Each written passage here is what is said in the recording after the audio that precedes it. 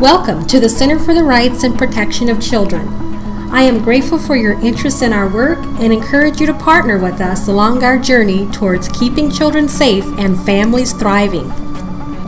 I created the center in response to an epidemic spreading across our nation where children are removed from the care of trusted parents acting in good faith to protect the safety and well-being of their children. We have come to recognize circumstances where children are ordered by the courts to remain with an individual who is either abusing and/or neglecting them, even when evidence of child maltreatment is apparent.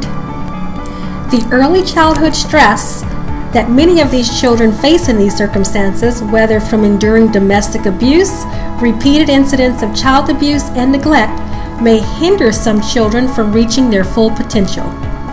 The pattern of separating children from their loved ones, commonly their mothers, by our nation's family courts may cause early childhood experiences which could lead to poor physical, mental, and behavioral health outcomes later in life.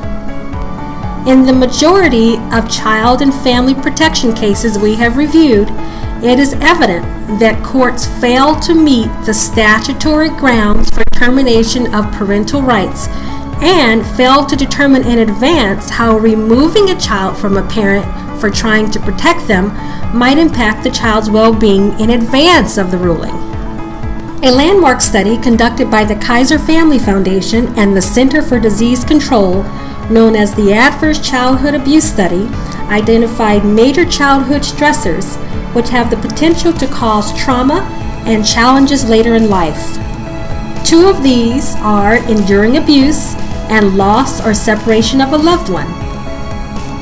These are often determined by our family courts and child protective service teams.